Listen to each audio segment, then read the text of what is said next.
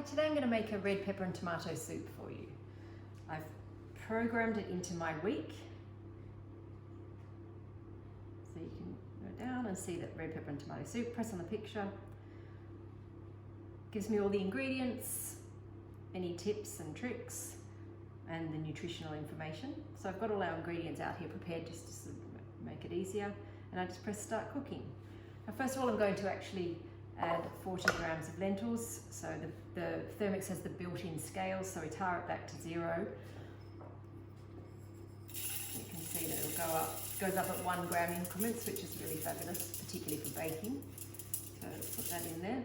You could actually use rice if you wanted to. This is a thickening agent, so that there's no cream or anything in this soup. Press next. Inserting the measuring cup, that's the measuring cup. This has actually 50 ml marker inside and 100 ml, so if you're actually wanting to pour liquids directly into the bowl, you could use that instead. So that goes into the lid, and the lid goes on. The arms of the Thermomix won't actually close unless the lid is in the correct position, and that's also a good safety thing, so that the blade won't start spinning unless the lid's detected, and so it closes. So next, I am now going to be grinding up the lentils into a lentil flour. So this is how we would use, how we would make sort of chickpea flour, rice flour, almond flour, any of those things. This is the milling capacity. So we'll go up to number 10, speed 10 for 20 seconds, be quite noisy.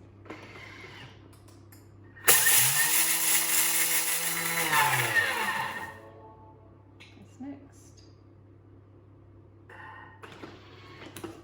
And so you can see we've made lentil flour. So it says to transfer that to a bowl, set aside.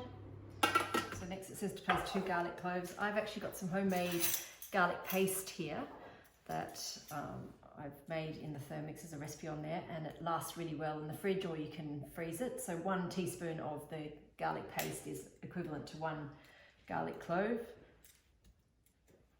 Put that in there. Press next. 50 grams of onions. Oh, perfect. 200 grams of peppers. So it actually says 2 peppers here, so I haven't sort of weighed them out exactly, but don't want to end up with some last little bits or anything, so a bit more peppery. 50 grams of olive oil. Again, you can see it going up 1 grams. 50 grams. Insert the mixing cup into the mixing bowl lid.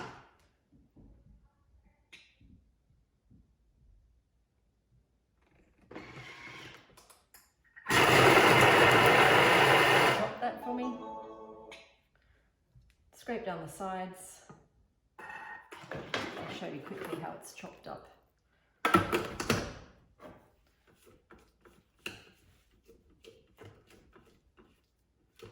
Scrape down the sides. Insert the measuring cup into the mixing bowl lid for 5 minutes now. That's going to stew away.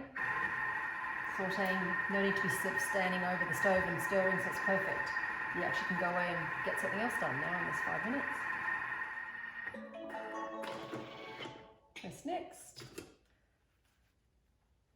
So you can see that's sauteed that down nicely for us. It's telling you that you can add a tin of chopped tomatoes or 400 grams of ripe tomatoes. I'm actually using a tin today.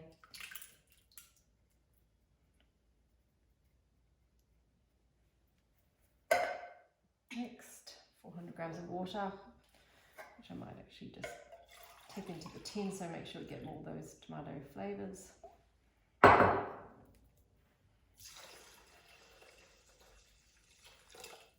Now this is my homemade vegetable stock paste.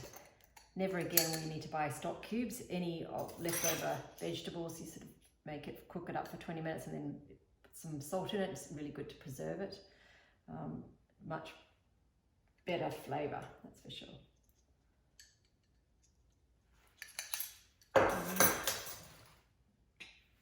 Add the reserved ground lentils. Next, some salt. Pepper. It says to add cayenne pepper, but it's optional. I'm going to leave that out because it's quite spicy for the kids. Insert the measuring cup into the mixing bowl. Lid. And next, Now for 14 minutes, it's going to cook away, and then it'll be ready to blend after that. One of the good things that you can do when you've got the soup cooking is actually make use of the steam. So you could put the dial up to Varoma and use the Varoma, which is the steaming with vapours and aroma. So you could actually put something in that sort of takes a similar time to the soup, and then you take the measuring cup off, put it on the top there, and so that would steam away, which is really good use of the steam. And then you've got something for the next day, so if you made salmon or chicken breast or even just some steamed vegetables. But the multi-level cooking is a real benefit. Cool down a bit, and then all that's left for us to do is blend the soup. No sort of tipping from container to container, and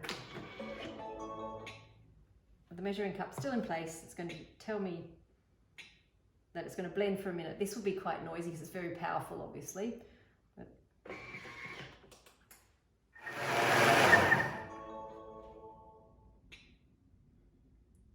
now the soup's ready. You have to be careful with the steam to open the lid away from you, so you can see how hot it is. Look how silky smooth it is. Perfect. So it does stay very hot in the mixing bowl. So yes, all ready to enjoy.